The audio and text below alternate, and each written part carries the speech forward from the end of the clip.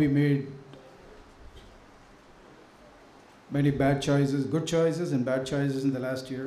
கடந்த வருடத்திலே நாம் நல்ல தெரிந்தெடுப்புகளையும் செய்திருப்போம், தவறான தெரிந்தெடுப்புகளையும் செய்திருப்போம். And if we come to the Lord in repentance, the Lord will forgive us and help us. If we depend on Him, He will help us to make the right choices in the coming year. நாம் அந்த கடந்த வருடத்திலே நாம் செய்த தவறான தெரிந்தெடுப்புகளின் நிமித்தமாக மனம் திரும்பி ஆண்டவரிடத்திலே வந்தோமானால் நாம் அவர் வருகிற வருடத்திலே நாம் அவருடைய கிருபையினாலே நல்ல தீர்மானங்கள் எடுக்க அவர் தேவன் நமக்கு உதவி செய்வார். Our spiritual growth in the year 2025 depends on how we prepare ourselves this year. இந்த வருடத்திலே நாம் எப்படி நம்மை தயார்படுத்திக் கொள்கிறோம் என்பதுதான் வருகிற 2025 நம்முடைய ஆவிக்குரிய வளர்ச்சி எப்படி இருக்க போகிறது என்பதை தீர்மானிக்கும். Even if you have made wrong choices in the last year, in 2024, 2024 நீங்கள் अनेகர் தவறான தெரிந்தெடுப்புகளை செய்திருக்கலாம். we can repent and prepare ourselves for the next year. ஆனாலும் நாம் மனம் திரும்பி அடுத்த வருடத்திற்கென்று நம்மை ஆயத்தப்படுத்திக் கொள்ள முடியும். We can depend on God, we can have faith in God, and we can read His word and obey that word. தேவனை நாம் சார்ந்து கொண்டு தேவனிடத்திலே விசுவாசம் வைத்து தேவனுடைய வார்த்தையை வாசித்து அதுக்கு நாம் கீழ்ப்படிந்தால் அப்படி ஆகும். I want to share today about how we can prepare ourselves for the coming year.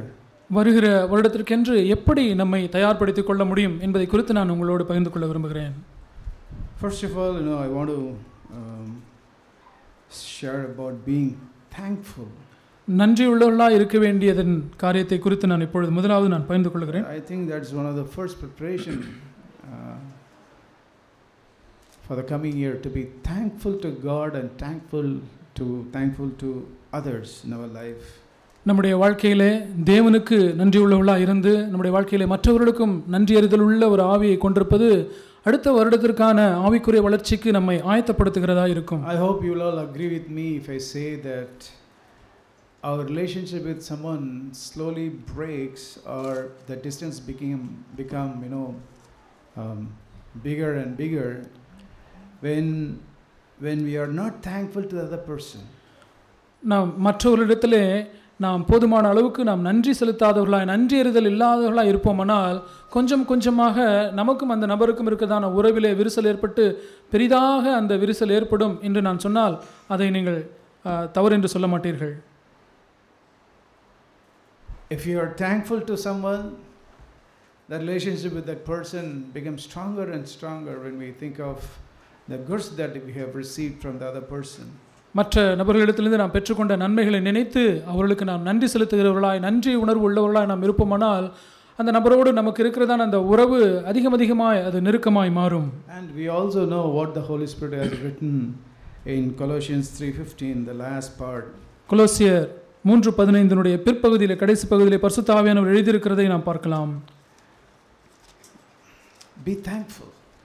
நன்றி அறிதல் உள்ளவர்களாய் இருங்கள். Be thankful. நன்றி அறிதல் உள்ளவர்களாய் இருங்கள். Our relationship with God, when we are not thankful to God, our relationship with God, there comes a distance between us and God. நாம் தேவனிடத்திலே நன்றி அறிதல் இல்லாதவர்களாய் இருப்போமானால் நமக்கும் அவருக்கும் இருக்கிறதான அந்த உறவிலே ஒரு தூரம் ஏற்படும். And with others also. மற்றவர்களோடும் கூட அப்படி உறவிலே விரிசல் ஏற்படும். So be thankful. It doesn't say thanks to others. மற்றவர்களிடத்திலே நன்றி சொல்லுங்கள் என்று சொல்லவில்லை. Yeah, we have to do that. அதையும் நாம் செய்ய வேண்டும். But it's a matter of heart when the Holy Spirit wrote, be thankful. ஆனால் நன்றி அறிதல் உள்ளவர்களாய் இருங்கள் என்று பரிசுத்த ஆவியானவர் சொல்லும் பொழுது அதை குறித்து கருத்துள்ளவர்களாய் நாம் இருக்க வேண்டும். Not say thanks to others. மற்றவர்களுக்கு நன்றி சொல்லுங்கள் என்று ஆவியானவர் சொல்லவில்லை. But an inward expression coming out as an outward expression saying thank you. ஆனால் வெளியிலே நாம் நன்றி என்று சொல்லுவதற்கு ஒரு உள்ளாக ஒன்று இருக்கிறதே, அந்த நன்றி அறிதல் உள்ள உணர்வு அதை கொண்டிருங்கள் என்று ஆவியானவர் சொல்கிறார். When we are not thankful to God, our relationship is affected. நாம் தேவனுக்கு நன்றி உள்ளவர்களாக இல்லாதிருந்தால் தேவனோடு இருக்க அந்த உறவு பாதிக்கப்படுகிறது. The way the Lord deals with such person is entirely different. It's terrible also. அப்படிப்பட்ட நன்றியறிதல் இல்லாத நபர்களோடு தேவன் இடைப்படுகிற விதம் அது மிக பயங்கரமானதாய் கூட இருக்கிறது. When I am not thankful to God for what He has done for me, எனக்கு தேவன் செய்த காரியங்களுக்காக நான் நன்றியறிதல் உள்ளவனாய் நான் இல்லாவிட்டால், I will take God's people for granted. தேவனுடைய ஜனங்களை நான் சாதகமாக பயன்படுத்திக் கொள்வேன், அல்லது நான் இதற்கு தகும் என்ற விதத்தில் எடுத்துக்கொள்வேன். Value God's people. I will not value the church. தேவனுடைய ஜனங்களையும் தேவனுடைய சபையும் நான் மதிக்க மாட்டேன். That's true. அது உண்மை. We have seen, we could have experienced that in our lives, and we could have seen that happening around us. அதை நம்முடைய வாழ்க்கையிலும் நாம் அனுபவித்திருந்திருக்க முடியும், நம்மை சுற்றிலும் அது நடக்கிறதை நம்மால் கண்டிருக்கவும் முடியும். Ungratefulness, it is manifested in our lives through many ways. நன்றியறிதல் இல்லாமல் இருப்பது நம்முடைய வாழ்க்கையிலே எத்தனையோ விதங்களிலே அது வெளிப்படுகிறது. One thing it gets manifested is, ஒரு விதமாக அந்த நன்றியறிதல் எப்படி வெளிப்படுகிறது என்றால், when somebody says something about me or correct me, I get offended. யாரோ ஒருவர் என்னை குறித்து ஏதோ ஒரு காரியத்தை, தவறான காரியத்தை சொல்வார்களோ அல்லது என்னை திருத்துவார்களோ என்றால் அது என்னை பாதிக்கிறதா இருக்கும். If my wife says something about me and if I get offended, I know for sure that I am not grateful to her. என்னுடைய மனைவி என்னை குறித்து ஏதோ ஒரு காரியத்தை திரித்துக் கொள்ள முடியாத சொல்லுவார்கள் என்றால், அதை குறித்து நான் மனம் புண்பட்டால் நான் என்னுடைய மனைவிக்கு நன்றியறிதல் உள்ளவனாய் இல்லை என்பதைத்தான் அது காட்டுகிறது. I am not thankful to God for my wife, and I am not thankful to her also.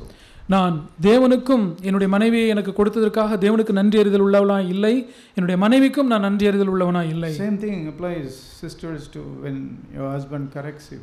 இதே விதமாக சகோதரிகளுக்கும் பொருந்தும். உங்களுடைய கணவன்மார் உங்களை திருத்தும் பொழுது நீங்கள் அப்படி மனம் புண்பட்டு விட்டால் தேவனுக்கும் நீங்கள் நன்றியறிதல் இல்லை, உங்கள் கணவனுக்கும் நன்றியறிதல் உள்ளவர்களாக இல்லை. Know for sure that there is no gratitude, there is no thankfulness to God or to your partner. There is no gratitude in your heart towards God and partner. நீங்கள் தேவனுக்கும் உங்களுடைய வாழ்க்கை துணைக்கும் நன்றியறிதல் இல்லாமல் இருந்து விட கூடாது என்பதை குறித்து ஜாக்கிரதையாக இருங்கள். Please let us be thankful to God. Even if you had not answered any of our prayers, we can be thankful to God for the redemption, for the salvation that He has given us. தேவன் நம்முடைய ஜெபங்களுக்கு பதிலளித்து நமக்கு நன்மை நம்ம கேட்ட காரியங்கள் தரவில்லை என்றாலும் கூட தேவன் நமக்கு அளித்திருக்கிற அந்த ரட்சிப்பு, அந்த மீட்புக்காக நாம் தேவனுக்கு நன்றி உள்ளவர்களாக இருப்போம். Let us not have the heart of murmuring and complaining. நம்முடைய இருதயத்திலே முறுமுறுப்பும் குறை சொல்லுதலும் உள்ள ஆவியை கொண்டிருக்க வேண்டாம். Let us see the power of the Lord. Lord, I don't want to murmur and complain about anything in 2025. ஆண்டவரிடத்திலே நாம் சொல்லுவோம், ஆண்டவரே 2025 நான் எந்த காரியத்தை குறித்தாகலும் முறுமுறுப்பும் குறை சொல்லுகிற ஆவியும் கொண்டிருக்கவில்லை என்று சொல்லி நாம் ஆண்டவரிடத்தில் சொல்லுவோம். Prepare for that in the remaining days. நம்ம இந்த வருடத்திலே இருக்கிற மிஞ்சி உள்ள இந்த நாட்களிலே அவ்விதமாக நம்முடைய இருதயத்தை வருகிற வருடத்திற்கென்று ஆயத்தப்படுத்துவோம். We can be thankful to the Lord for many things He has done in our life. நம்முடைய வாழ்க்கையிலே தேவன் செய்திருக்கிறதான எத்தனையோ ஏராளமான காரியங்களுக்காக நாம் தேவனுக்கு நன்றி உள்ளவர்களாக இருக்க முடியும். But if I fail in that area, ஆனால் அந்த பகுதியிலே நாம் தோல்வியுறுவோமானால், if I am not thankful to God, நான் தேவனுக்கு நன்றியறிதல் இல்லாதிருந்தால், like the Israelites, if I have the heart of murmuring and complaining for something He has not done for me, even though He has done millions of things in my life, என்னுடைய வாழ்க்கையிலே ஆண்டவர் லட்சக்கணக்கான காரியங்களை செய்திருந்தாலும் ஏதோ ஒரு சில காரியங்களை தேவன் என்ன கேட்ட விதத்திலே பதிலளிக்கவில்லை என்பதற்காக இஸ்ரவேல் ஜனங்களைப் போல நான் முறுமுறுத்து குறை சொல்வேனானால், Johan, don't talk, please. So, if I am not thankful to God, நான் இஸ்ரவேல் ஜனங்களைப் போல நான் தேவனுக்கு நன்றியறிதல் இல்லாதிருப்பேனானால், Bible tells us the consequence of that. அதனுடைய பின் விளைவு என்ன என்பதை வேதம் நமக்கு சொல்லுகிறது. It's not just bad. அது மோசமான காரியம் மாத்திரமல்ல, It's terrible, my dear brothers and sisters, if you read the scriptures carefully. நாம் வேதத்தை கவனமாக வாசித்தோமானால் அந்த காரியம் நன்றியறிதல் இல்லாமல் இருப்பது ஒரு பயங்கரமான காரியம் என்று பார்க்கிறோம். The consequences of not being thankful to God. தேவனுக்கு நன்றியறிதல் உள்ளவர்களாக இல்லாமல் இருப்பதனுடைய பின் விளைவுகள். The manifestation is in the murmuring heart. அதனுடைய அதனுடைய வெளிப்பாடு ஒரு முறுமுறுக்கிற என்னுடைய வாயாக அது வெளிப்படும். That's the consequence is awful. It's terrible. அதனுடைய பின் விளைவு அது மிகவும் பயங்கரமான காரியம். We know that in Romans 1 chapter 1 ரோமர் 1ஆம் அதிகாரத்திலே from 21 onwards. 21ஆம் வசனத்திலிருந்து Please take time in these last few days of this இந்த 2024 and read about this. 2024ஆம் வருஷத்தினுடைய இந்த மீதியுள்ள நாட்களிலே கொஞ்சம் நேரம் எடுத்து இந்த பகுதியை நீங்கள் வாசித்து தியானியுங்கள். You know, it's not just, I'm not saying, I'm not frightening you. நான் உங்களை பயமுறுத்தும்படியாக நான் இதை சொல்லவில்லை. But I want you to, I want all of us to realize that how much it brings a distance between God and myself if I'm not thankful to Him. நான் தேவனுக்கு நன்றியறிதல் உள்ளவனா இல்லாதிருந்தால் தேவனுக்கும் நமக்கும் எவ்வளவு தூரத்தை இது உண்டாக்கி விடுகிறது என்பதை குறித்ததான எச்சரிப்பை உங்களுக்கு நான் கொடுக்கத்தான் இதை நான் சொல்லுகிறேன். When we are not thankful to our partners, நம்முடைய வாழ்க்கை துணைகளுக்கு நாம் நன்றியுள்ளவர்களா இல்லாதிருப்போமானால், thankful to the brothers and sisters in the church, சபையிலே இருக்கிற சகோதர சகோதரிகளுக்கு நாம் நன்றியறிதல் உள்ளவர்களா இல்லாதிருந்தால், children, when you are not thankful to your parents, your mom and dad, பிள்ளைகளே உங்கள் பெற்றோர்களுக்கு அம்மா அப்பாவுக்கு நீங்கள் நன்றியறிதல் உள்ளவர்களா இல்லாதிருந்தால், they may be strict to you, அவர்கள் உங்கள் மீது கண்டிப்பா இருக்கலாம், but it is only for your good. ஆனால் அவர்கள் கண்டிப்பா இருப்பது உங்களுடைய நன்மைக்கென்று தான் அப்படி இருக்கிறார்கள். Thankful for their strictness. அவருடைய கண்டிப்புக்காக நீங்கள் அவர்களுக்கு நன்றியுள்ளவர்களாக இருங்கள். That is what is protecting you all. அதுதான் உங்களை எல்லாரையும் பாதுகாக்கிறது. Don't hate them. அவர்களை நீங்கள் வெறுக்க வேண்டாம். Don't dislike them. அவர்களை நீங்கள் வெறுத்து தள்ள வேண்டாம், பகைக்க வேண்டாம். Be thankful to them. அவர்களுக்கு நீங்கள் நன்றியுள்ளவர்களாக இருங்கள். Be thankful to God for them. அவர்களுக்கென்று நீங்கள் தேவனுக்கு நன்றியுள்ளவர்களாக இருங்கள். All little children, எல்லா சிறு பிள்ளைகளும், especially I want to tell to the teenage boys and girls, குறிப்பாக 10 பருவத்தில் இருக்கிறதான பையன்களுக்கும் பிள்ளைகளுக்கும் நான் சொல்கிறேன், this is the age where you can look down on your parents. இந்த வயதிலே இந்த பருவத்திலே நீங்கள் உங்கள் பெற்றோர்களை தாழ்வாக கீழாக பார்க்கக்கூடிய அபாயத்தில் இருக்கிறீர்கள். We are at the end of 2024. நாம் இந்த 2024ஆம் வருஷத்தினுடைய கடைசியிலே வந்திருக்கிறோம். Please throw those things away. அந்த காரியங்களை, தாழ்வாக பார்க்கிற காரியங்களை, உதாசீனப்படுத்துகிற காரியங்களை எல்லாவற்றையும் நாம் தூக்கி எறிந்து விடுவோம். Be thankful to your parents. உங்களுடைய பெற்றோர்களுக்கு நன்றியறிதல் உள்ளவர்களாக இருங்கள். Otherwise, இல்லாவிட்டால், it says from verse 21 onwards, 21ஆம் வசனத்திலிருந்து வேதம் சொல்லுகிறது, it says, even though they knew God, they did not honor him as God or give thanks, but they became futile in their speculations and their foolish heart was darkened. ரோமர் 1:21, அவர்கள் தேவனை அறிந்தும் அவரை தேவனென்று மகிமைப்படுத்தாமலும் ஸ்தோத்திரியாமலும் இருந்து தங்கள் சிந்தனைகளினாலே வீணரானார்கள், உணர்வில்லாத அவருடைய இருதயம் இருளடைந்தது. Your thinking pattern will be, it will become very bad. உங்களுடைய சிந்தனை ஓட்டம் அது மிக மோசமான ஒரு மாதிரியை பின்பற்றும். Futile in the speculations. உங்களுடைய யோசனைகளிலே, சிந்தனைகளிலே வீணராவீர்கள். Your perspective, the way you see things will be, it's not godly. It will be very bad. It will be worldly. நீங்கள் காரியங்களை பார்க்கிற விதம் அது தேவபக்தி உள்ள விதமாய் இருக்காது, அது பாவம் நிறைந்ததாயும் உலகத்துக்கு ஏற்ற விதமாயும் இருக்கும். And your foolish heart, it says their foolish heart was darkened.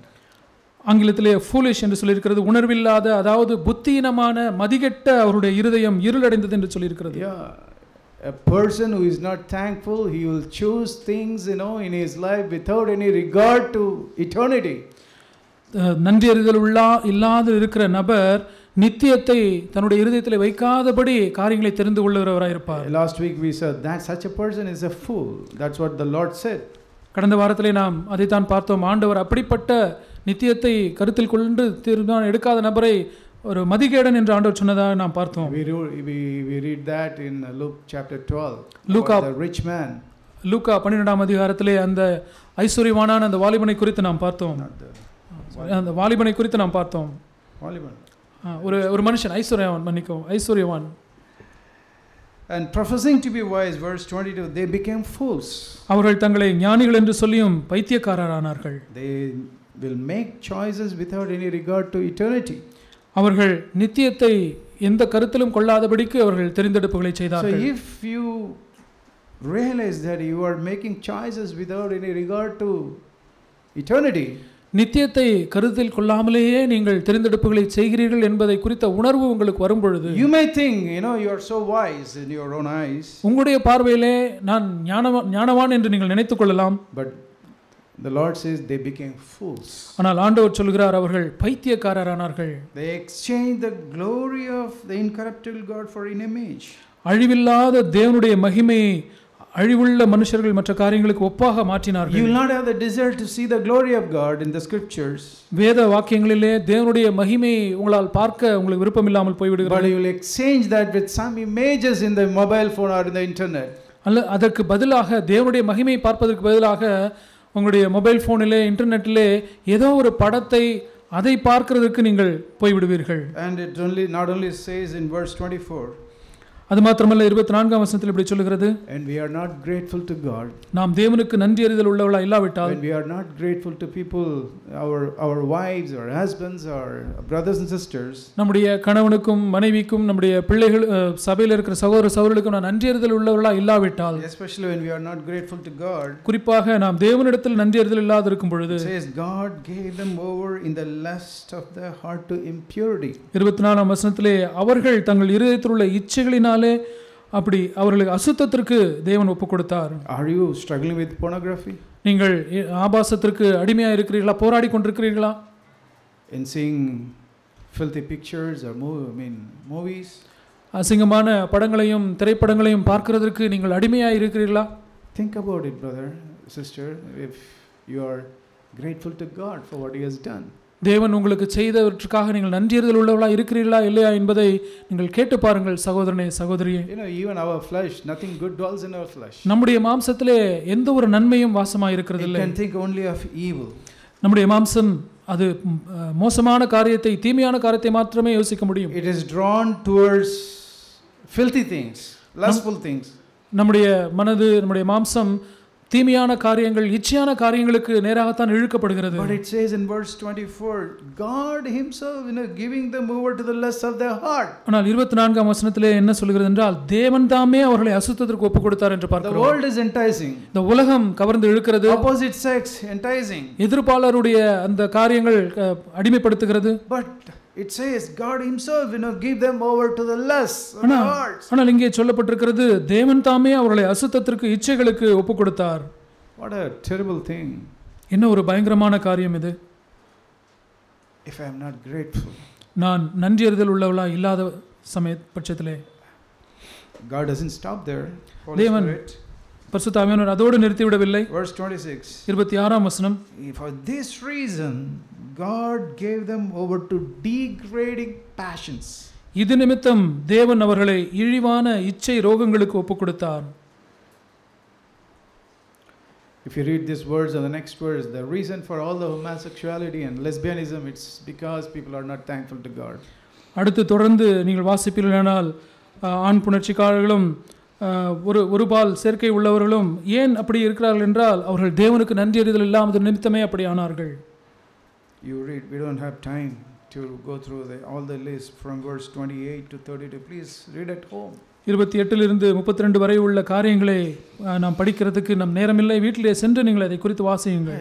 We need not be thankful to the God fearing that these things will happen in our life, but because of what he has done for all of us.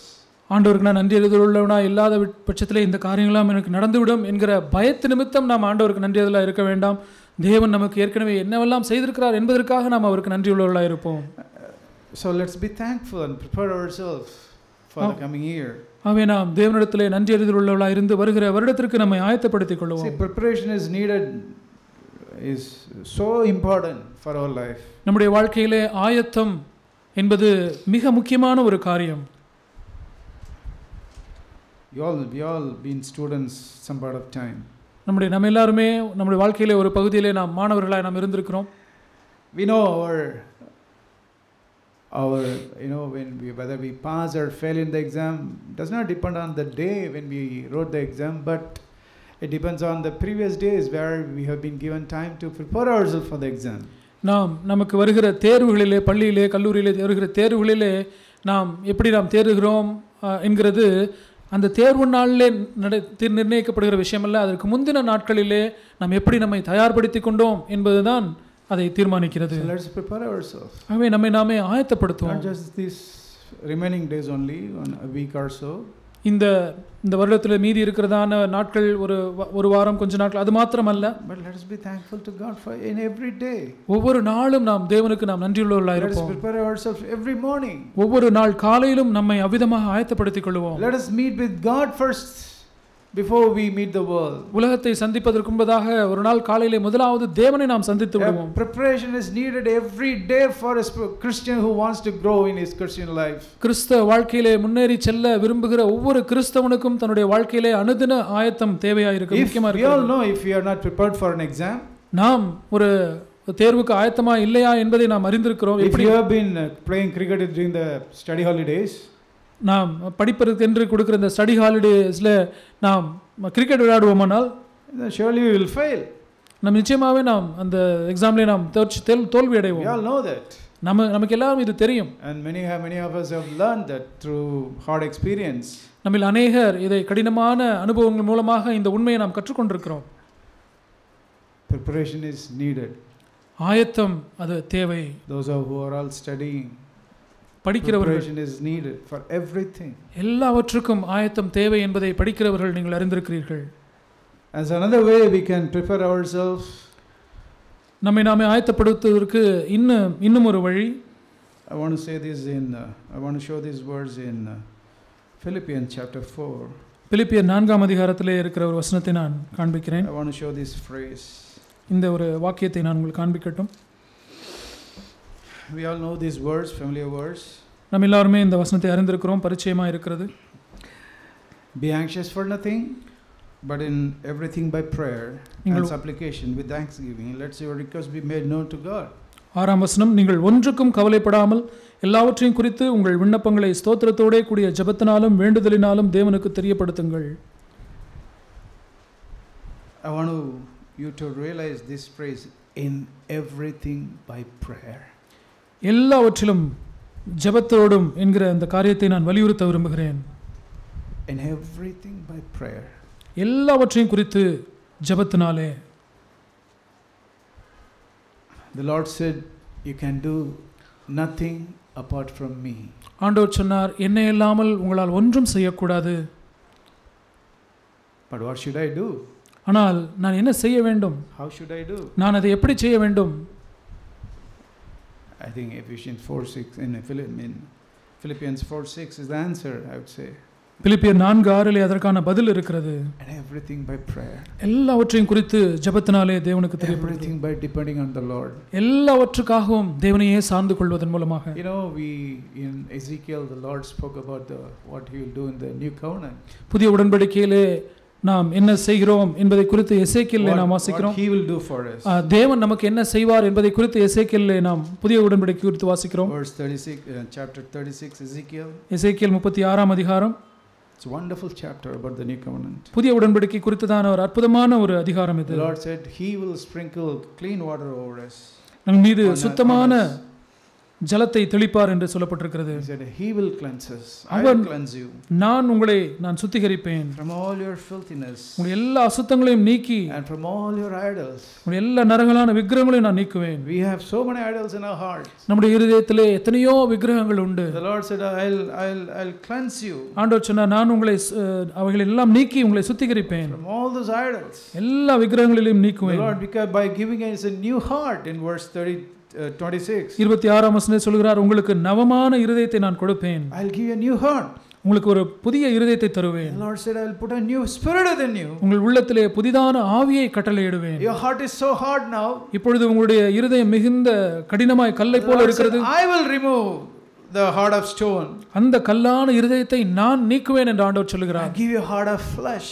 ஒரு மாம்சமான ஒரு சதையான இருதயத்தை உங்களுக்கு கொடுப்பேன். I'll give you a sensitive heart. உங்களுக்கு ஒரு உணர்வுள்ள இருதயத்தை நான் கொடுப்பேன். How?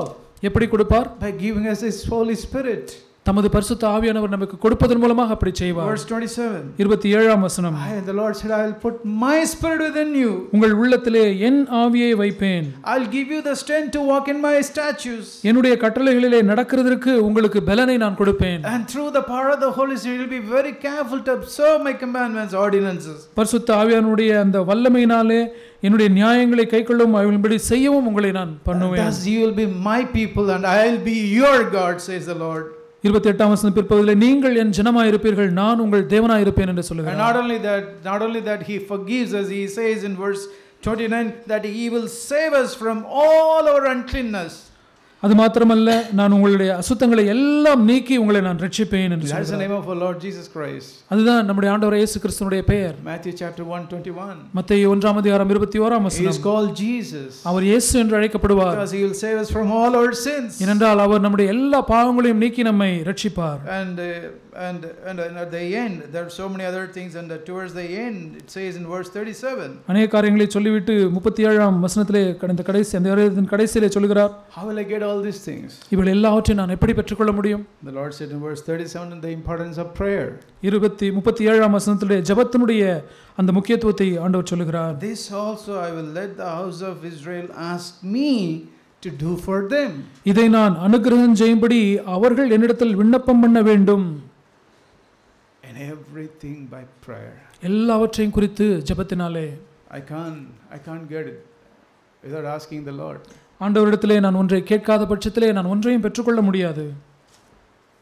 Ask and it shall be given you. We heard last week கடந்த வாரத்திலே நாம் கேட்டோம், கேளுங்கள் அப்பொழுது கொடுக்கப்படும். about asking for the Holy Spirit. பரிசுத்த ஆவியானவரை கேட்கிறதை குறித்து, Seeking the Lord, knocking the door. தேவனை தேடுகிறது, தேவனுடைய கதவை தட்டுகிறது. We know how in the Old Testament prophets and saints how they depended on the Lord by prayer. In their life everything was by prayer. பழைய உடன்படிக்கையிலே தீர்க்கதரிசிகள் எவ்விதமாய் ஜெபத்தினாலே தேவனை சார்ந்து கொண்டிருந்தார்கள் என்பது நமக்கு அறிந்திருக்கிறோம். அவர்கள் எல்லாவற்றுக்கும் தேவனையே சார்ந்து கொண்டார்கள். And we read about Elijah. எலியாவை குறித்து நாம் வாசிக்கிறோம். He said, I am the one who I am somebody who is standing before the Lord. தேவனுடைய சந்நிதியிலே முகத்துக்கு முன்பாக நிற்கிற நான் என்று எலியா தன்னை குறித்து சொல்கிறார். He was a man of prayer. அவர் ஜெபிக்கிற ஒரு மனுஷன். He was completely depending on the Lord. முழுமையாக தேவனையே சார்ந்து கொண்ட ஒரு மனுஷன் எலியா. He lived a holy life before the Lord. அவர் தேவனுக்கு முன்பாக ஒரு பரிசுத்த வாழ்க்கையை வாழ்ந்தார். And his prayer was answered. அவருடைய ஜெபம் கேட்கப்பட்டது. He was doing everything by prayer. அவர் எல்லாவற்றையும் குறித்தும் எல்லாவற்றையும் ஜெபத்தினாலேயே அவர் செய்தார். We all know about Daniel. தானியேலை குறித்து நாம் யாவரும் அறிந்திருக்கிறோம். I don't have time to show go deep into their lives. அவருடைய வாழ்க்கையிலே ஆழமாக செல்வதற்கு நமக்கு இப்பொழுது நேரம் இல்லை. We know how Daniel was such a person. தானியேல் எப்படி ஒரு ஜெப வீரனாய் இருந்தார் என்பது நமக்கு தெரியும். Show this one verse. ஒரு வசனத்தை மாத்திரம் நான் காண்பிக்க வருகிறேன். Daniel chapter 9. தானியேல் 9ஆம் அதிகாரம். This is what he did, when he was saved by the Lord from the mouth of the lion. சிங்கத்தினுடைய வாயிலிருந்து ஆண்டவர் தானியேலை ரட்சித்த பொழுது இதைத்தான் அவர் செய்தார். The first year of Darius' reign. தரியுனுடைய ஆட்சி காலத்தினுடைய முதல் வருடத்திலே, probably that is when he was thrown into the lion's den. அந்த சிங்க கெபியிலே போடப்பட்ட பொழுது, and his life was protected by God. தானியேல் தேவனாலே பாதுகாக்கப்பட்டார். It was a salvation experience for him. அது அவருக்கு ஒரு ரட்சிப்பினுடைய அனுபவமாக இருந்தது. We claim that we are saved. நாம் ரட்சிக்கப்பட்டோம் என்று நாம் சொல்லிக் கொள்கிறோம். We are born again. நாம் மறுபடியும் பிறந்திருக்கிறோம் என்று சொல்லுகிறோம். But what are we doing after that? ஆனால் அதற்கு பிறகு நாம் என்ன செய்கிறோம்? What did Daniel do? தானியேல் என்ன செய்தார்? It says in verse 3 what he did. அவர் என்ன செய்தார் என்பதை குறித்து 3ஆம் வசனத்திலே நாம் பார்க்கிறோம். It says, I gave my attention to Lord God to seek him by prayer. தேவனாகிய ஆண்டவரை ஜெபத்தினாலும் விண்ணப்பங்களினாலும் தேட என் முகத்தை அவருக்கு நேராக்கினேன். That's the preparation we need to do. அதுதான் நாம் செய்ய வேண்டிய ஆயத்தம். Everything by prayer. எல்லாவற்றையும் ஜெபத்தினாலே செய்ய வேண்டும். It's not a formula. இது ஏதோ ஒரு சூத்திரம் அல்ல. But that shows our complete dependence on the Lord. இது ஆண்டவர் மீது நாம் முழுமையாய் சார்ந்திருக்கிறதை காட்டுகிறது. Everything by prayer. எல்லாவற்றையும் குறித்து ஜெபத்தினாலே. He turned his attention to seek the Lord. தம்முடைய ஜெபத்தினாலே விண்ணப்பங்களினாலே தேவனை தேட அவர் முகத்தை அவருக்கு நேராக்கினார். Daniel knew how he has to prepare himself. தன்னை எப்படி ஆயத்தப்படுத்திக் கொள்ள வேண்டும் என்று தானியேல் அறிந்திருந்தார். The Lord saved me from the lion's mouth. ஆண்டவர் என்னை சிங்கத்தினுடைய வாயிலிருந்து என்னை தப்புவித்தார். I am not going to live for myself henceforth. நான் இப்போதிலிருந்து எனக்காக நான் வாழப் போவதில்லை. I am going to turn my attention towards the Lord. என்னுடைய முகத்தை நான் தேவனுக்கு நேராக்க போகிறேன் என்று அவர் I'm going to தீர்மானித்தார். seek him by prayer. நான் ஜெபத்தினாலே அவருடைய முகத்தை தேடப் போகிறேன் I'm என்று. going to listen what he says to me every day. ஒவ்வொரு நாளும் அவர் எனக்கு என்ன சொல்லுகிறார் என்பதை நான் கேட்கப் போகிறேன். Yeah, prayer is not just kneeling down and giving the list to God. We have heard through Brother Zach many times. அநேக முறை நாம் சகோதரியாப்புடன் மூலமாக கேட்டது போல ஜெபம் என்பது நாம் முழங்காலில் நின்று ஒரு பட்டியலை ஆண்டவரிடத்தில் நாம் கொடுப்பது அல்ல. But it's firstly, listening to God. ஆனால் முதலாவதாக தேவனுடைய சத்தத்துக்கு செவி கொடுப்பது. And then asking him for what he has spoken to us. அதற்கு பிறகு அவர் நமக்கு பேசின காரியங்களை நமக்கு வாய்க்க பண்ணும்படியாக நான் அவரிடத்தில் கேட்பது. That's prayer. அது ஜெபம். That's the real prayer. அதுதான் மெய்யான ஜெபம். That is what Daniel said. I gave my attention to seek the Lord God by prayer. அதைத்தான் தானியேல் சொல்கிறார், தேவனாகிய ஆண்டவரை ஜெபத்தினாலும் விண்ணப்பங்களினாலும் தேட என் முகத்தை அவருக்கு நேராக்கினேன். I don't know how much we prepared ourselves in the previous months. கடந்த மாதங்களிலே நாம் எவ்வளவாய் நாம் கடந்த மாதங்களிலே in 2024 how much we prepared ourselves through prayer. நாம் 2024 ஆண்டு இதன் இருக்கிறதான இந்த மாதங்களிலே நாம் எப்படி நாம் ஜெபத்தினாலே நம்மை ஆயத்தப்படுத்திக் கொண்டோம் என்று தெரியவில்லை. If you want to prepare yourself for the coming year, ஆனால் நீங்கள் வருகிற வருடத்திற்கென்று உங்களை ஆயத்தப்படுத்த விரும்பினால், want to live a useful life to God, தேவனுக்கு ஒரு பயனுள்ள வாழ்க்கை வாழ விரும்பினால், there's no other way, my dear brothers and sisters, எனக்கு அருமையான சகோதர சகோதரிகளே, வேறு வழியே இல்லை than by seeking our Lord by prayer. நம்முடைய தேவனாகிய கர்த்தரை ஜெபத்தினாலே தேடுவதை தவிர நமக்கு வேறு வழி இல்லை. Giving our attention to Lord and seeking by prayer.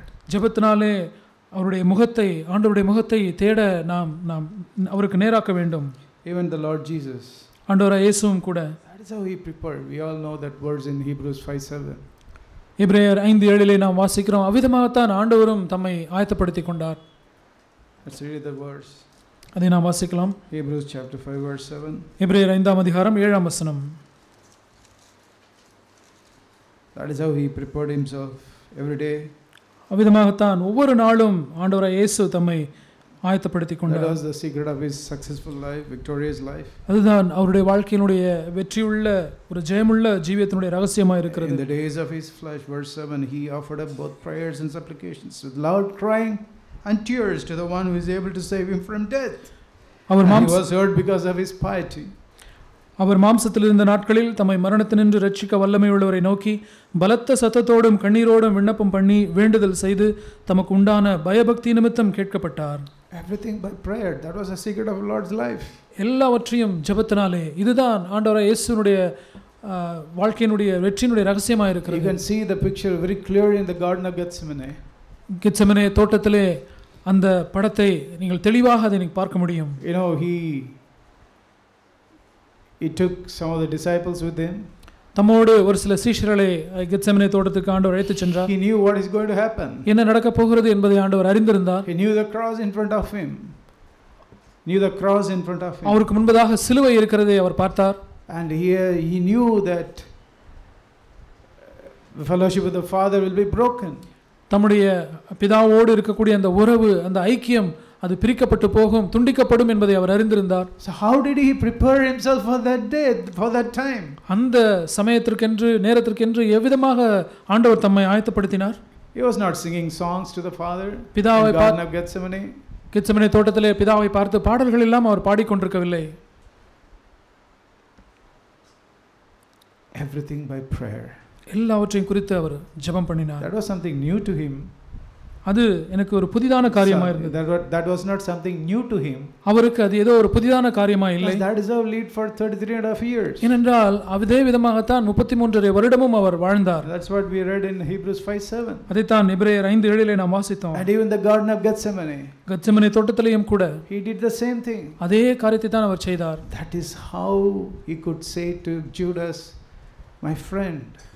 அப்படி அவர் ஆயத்தப்படுத்தி இருந்தபடினாலே தான் யூதாஸை பார்த்து என் சிநேகிதனே என்று அவரால் சொல்ல முடிந்தது. But the other disciples, they did not prepare themselves by prayer. ஆனால் மற்ற சீஷர்கள் தங்களை ஜெபத்தினாலே ஆயத்தப்படுத்திக் கொள்ளவில்லை. For them everything is not in prayer. அவர்களுக்கு எல்லாவற்றை குறித்து ஜெபமாய் இல்லை. They thought we can sleep. நாம் தூங்கலாம் என்று அவர்கள் நினைத்தார்கள். And we know what is the result. அதனுடைய விளைவு என்ன என்பதை நாம் அறிந்திருக்கிறோம். The one who prayed and spent time with the Lord prepared himself for what is going to happen and said, my friend, to Judas. ஜெபித்து என்ன நடக்கப் போகிறது என்பதை குறித்து ஆயத்தப்படுத்தி கொண்ட ஒருவர் யூதாசை பார்த்து என் சிநேகிதனே என்று சொல்ல முடிந்தது. One, the disciples who did not prepare themselves by prayer, ஆனால் சீஷர்கள் தங்களை ஜெபத்தினாலே ஆயத்தப்படுத்திக் கொள்ளாதிருந்தவர்கள், they all ran away. அவர்கள் எல்லாரும் ஓடி போனார்கள். Jesus stood firm. ஆனால் இயேசுவோ உறுதியாக நின்றார். He was strong. அவர் உறுதியாக இருந்தார். Because for him everything is by prayer. ஏனென்றால் அவருக்கு எல்லாமே ஜெபமாய் இருந்தது. Everything by depending on the Father. எல்லா காரியத்திலும் தம்முடைய பிதாவை சார்ந்து கொள்வதே அவருக்கு வழக்கமாய் இருந்தது.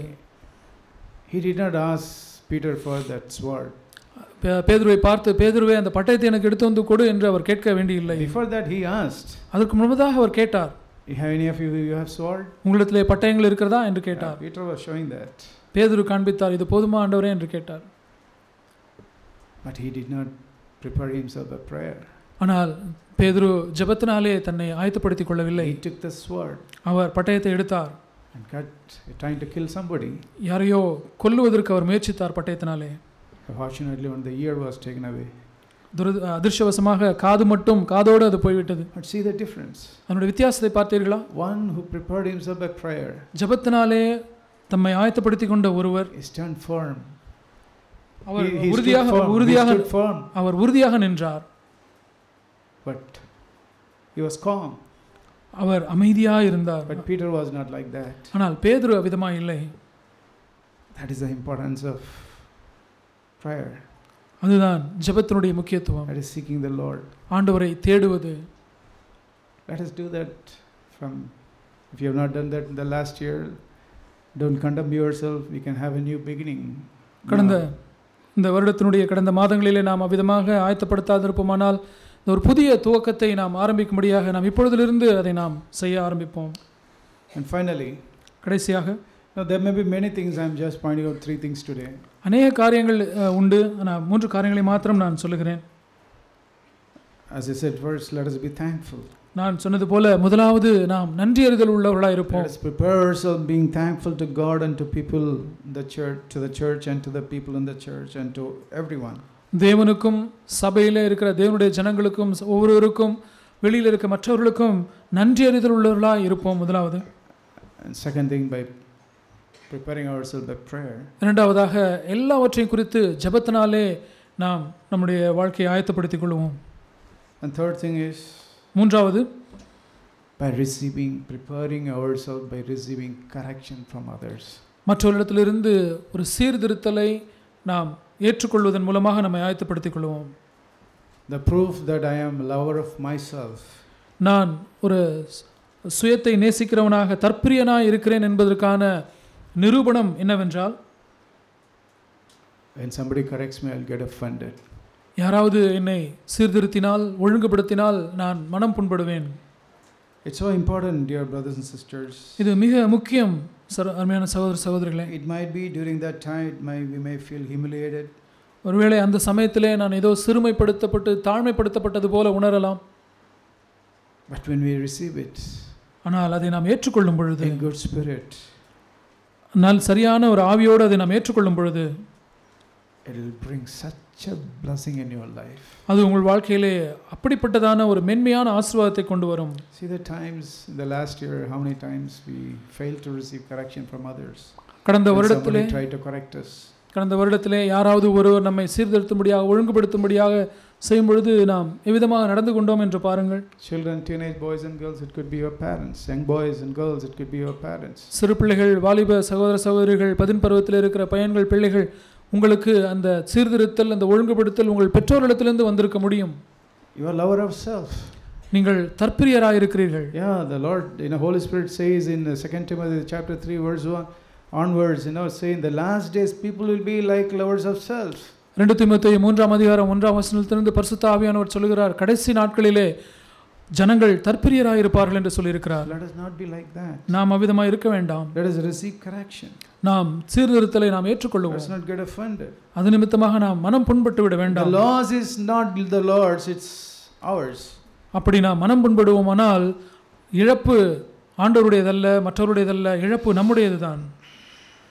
You know, I was telling you the other day about the 10 virgins, the foolish virgins. கடந்த 5 foolish virgins. கடந்த வாரத்திலே நான் அந்த 5 புத்தியுள்ள கன்னிகைகளையும் 5 புத்தியற்ற கன்னிகைகளையும் குறித்து நான் பகிர்ந்து கொண்டேன். You know what is the reason why they have not having oil? அவளுடைய தீபத்திலே எண்ணெய் இல்லாமல் இருந்ததுக்கான காரணம் என்ன தெரியுமா? Yeah, we read in Matthew 25. மத்தேயு 25லே நாம் வாசிக்கிறோம். The 5 virgins did not take oil with them. அந்த புத்தி இல்லாத கன்னிகைகள் தங்கள் தீவட்டிகளோடு கூட எண்ணெயை கொண்டு போகவில்லை. What does it mean? அதனுடைய பொருள் என்ன? We heard many meanings for that. You might have heard many meanings in the past. கடந்த நாட்களிலே இதற்கான எத்தனையோ அர்த்தங்களை நீங்கள் கேட்டிருக்கலாம். But there's one more reason for that. அதற்கு இன்னும் ஒரு காரணம் இருக்கிறது, அர்த்தம் இருக்கிறது. These words in Psalm 141. சங்கீதம் 141லே நான் ஒன்றை காண்பிக்கட்டும்.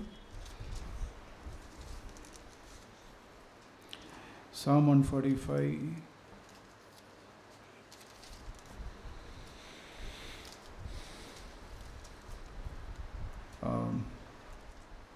145 verse 5. சங்கீதம் 145 ஐந்தாவது வசனம். Sorry, 141.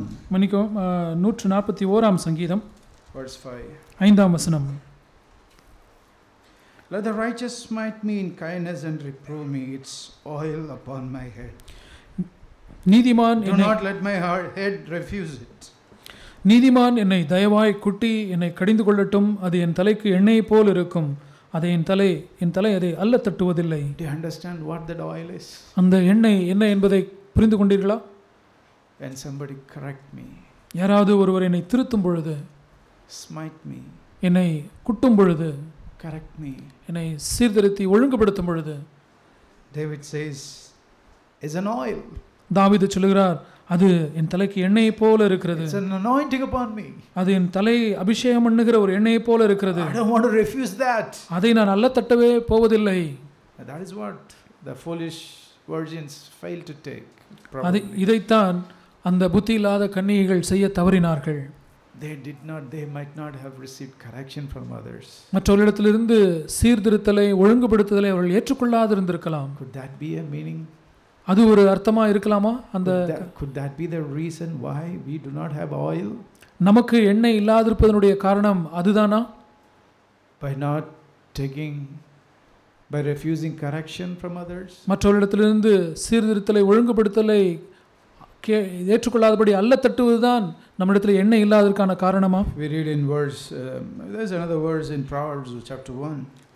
நீதிமொழிகள் 1ஆம் அதிகாரத்தை நாம் அதிலே ஒரு வசனத்தை வாசிக்கலாம். The same thing. இதே காரியத்தை தான் அங்கு சொல்லப்பட்டிருக்கிறது. Verse 23 onwards. Chapter 1 verse 23. நீதிமொழிகள் 1ஆம் அதிகாரம் 23ஆம் வசனம். Turn to my reproof. என் கடிந்து கொள்ளுதலுக்கு திரும்புங்கள். I'll pour out my spirit on you. என் ஆவியை உங்களுக்கு அருளுவேன். God is saying, receive the correction. ஆண்டவர் சொல்கிறார், இந்த சீர்திருத்தலை ஏற்றுக்கொள்ளுங்கள், கடிந்து கொள்ளுதலை ஏற்றுக்கொள்ளுங்கள். I'll pour out my spirit on you. என்னுடைய ஆவியை உங்களுக்கு நான் ஊற்றுவேன். I'll make my words known to you. என் வார்த்தைகளை நான் உங்களுக்கு தெரிவிப்பேன். We read the scriptures but we don't understand anything. வேத வாக்கியங்களை நாம் வாசிக்கிறோம், அதை நாம் ஒன்றும் நாம் புரிந்து கொள்ளுகிறதில்லை. Why? ஏன் தெரியுமா? The Holy Spirit has written because we are not willing to receive the reproof or correction from others. பரிசுத்த ஆவியானவர் அதனுடைய காரணத்தை இங்கே எழுதியிருக்கிறார். கடிந்து கொள்ளுதலுக்கு நாம் அதை ஏற்றுக்கொள்ளாதபடி நாம் திரும்பாதபடி இருக்கிறபடினாலே தான். You neglect verse 25, you neglected all my counsel, did not want my reproof. 25ஆம் வசனம், என் ஆலோசனைகளை எல்லாம் நீங்கள் தள்ளி என் கடிந்து கொள்ளுதலை வெறுத்தீர்கள். Not wanting reproof. இந்த கடிந்து கொள்ளுதலை நீங்கள் வெறுத்தீர்கள். We are saying, no, I don't want the oil. நீங்க சொல்கிறீர்கள், எனக்கு எண்ணெய் வேண்டாம் என்று சொல்கிறீர்கள். I don't want that anointing. அந்த அபிஷேகம் எனக்கு வேண்டாம் என்று சொல்கிறீர்கள். Anointing that comes through receiving correction and in a right spirit. சீர்திருத்தல் மூலமாக வருகிற அந்த காரியத்தை சரியான ஆவியோடு கூட ஏற்றுக்கொள்வதை வேண்டாம் என்று சொல்கிறீர்கள். That's a sad thing in the life of the Israelites. இஸ்ரவேல் ஜனங்களுடைய வாழ்க்கையிலே ஒரு துக்ககரமான காரியமாய் அது இருக்கிறது. In Jeremiah chapter 5, எரேமியா 5ஆம் அதிகாரத்திலே the Lord was again and again telling through Jeremiah that how the Israelites they did not receive correction from him. இஸ்ரவேல் ஜனங்கள் எப்படி தேவனிடத்திலிருந்து சீர்திருத்தலை அவர்கள் கடிந்து கொள்ளுதலை ஏற்றுக்கொள்ளவில்லை என்பதை திரும்பவும் திரும்பவுமாக எரேமியா தீர்க்கதரிசியின் மூலமாக சொன்னார். Verse 3, chapter 5, verse 3 in the middle part. எரேமியா 5ஆம் அதிகாரம் 3ஆம் வசனம் நடுப்பகுதியிலே, O Lord, you have smitten them, but they have not weakened. ஆண்டவரே கர்த்தாவே, நீர் அவர்களை நிர்மூலமாக்குகிறீர், ஆனாலும் புத்திமதியை ஏற்றுக்கொள்ள மாட்டோம் என்கிறார்கள். You have consumed them, they refuse to take correction. தங்கள் முகங்களை கண்மலையை பார்க்கிலும் திரும்ப மாட்டோம் என்கிறார்கள். They have made their faces harder than rock and refuse to repent. தங்கள் முகங்களை கண்மலையை பார்க்கிலும் கெட்டியாக்கி திரும்ப மாட்டோம் என்கிறார்கள். You know, the Lord is not expecting any offering from us. நம்மிடத்திலிருந்து ஏன் ஆண்டவர் எந்த ஒரு He is not expecting any offering from us. நம்மிடத்திலே எந்த ஒரு நம்மிடத்திலே ஒரு காணிக்கையை அவர் எதிர்பார்க்கிறதில்லை. He did not save us that we will give him some money put some money in the offering box. காணிக்கை பெட்டியிலே ஏதோ ஒரு பணத்தை நாம் போடுவோம் என்பதற்காக தேவன் நம்மை ரட்சிக்கவில்லை. No. இல்லை. It says in chapter 7 verse 22. 7ஆம் அதிகாரம் 22ஆம் வசனத்திலே நாம் வாசிக்கிறோம். The Lord said, ஆண்டவர் சொல்கிறார், I did not speak to your fathers or command them in the day that I brought them out of the land of Egypt concerning burnt offerings and sacrifices.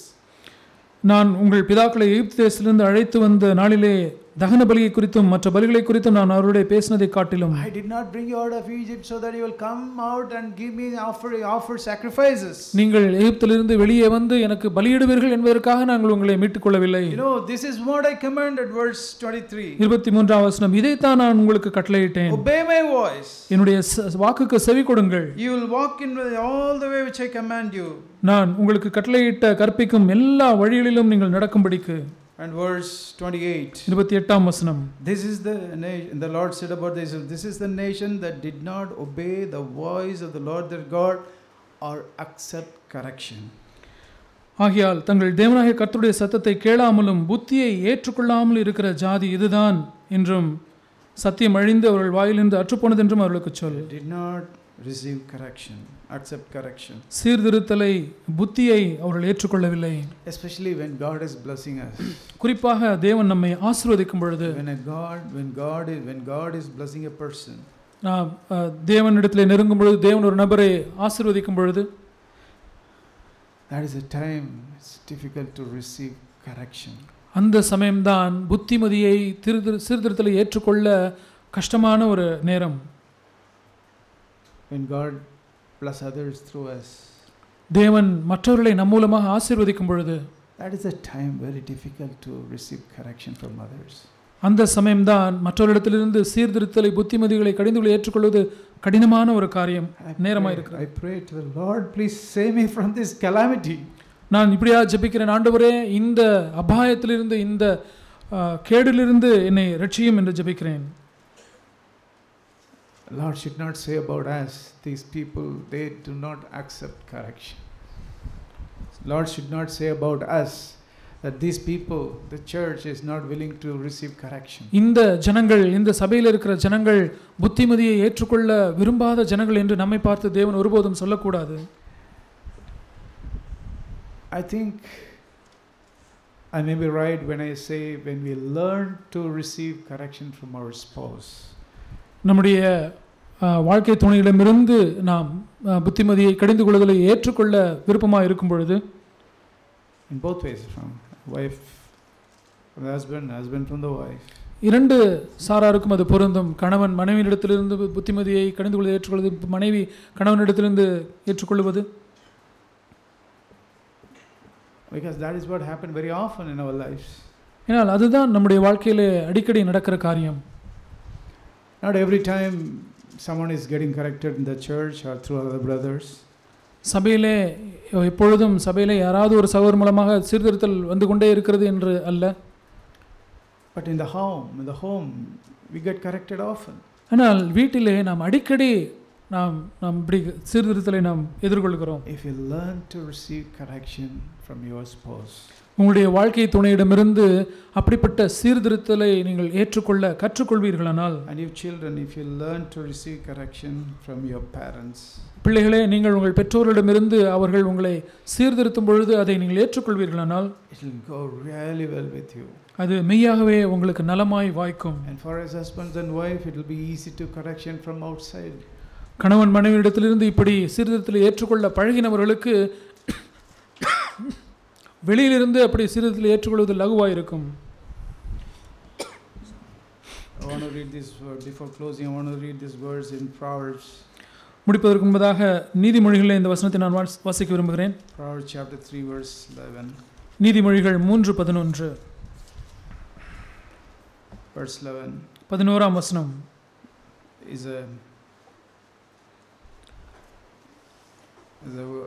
advice from the wise person. My son, do not reject the discipline of the Lord, or loath his reproof.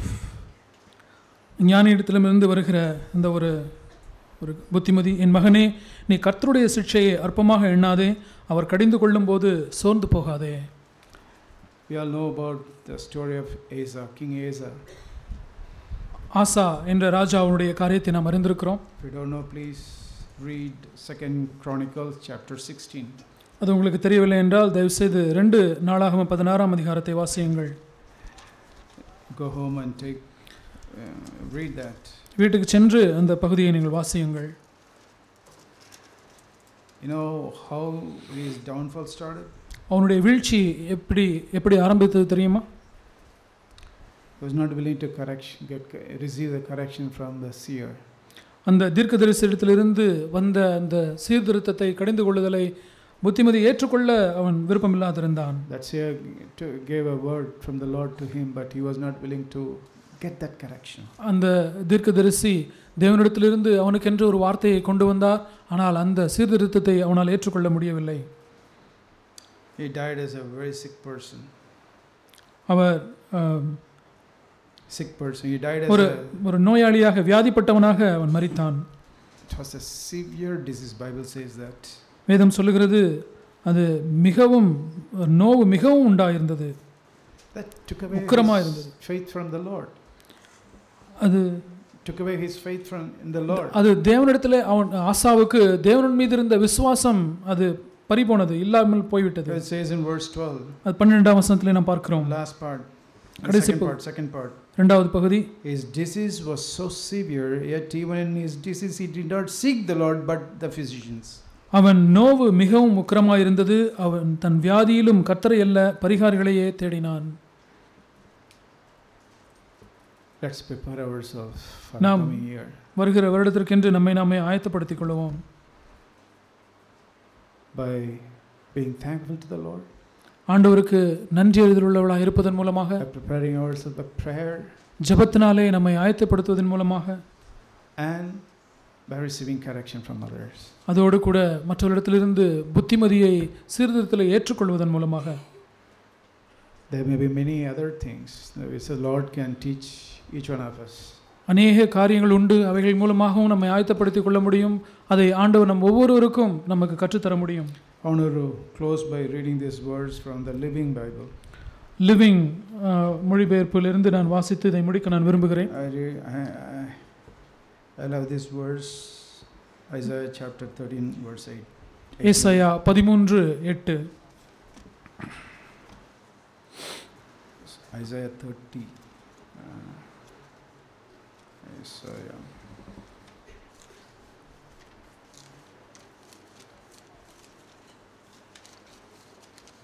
Isaiah chapter 30 verse 18.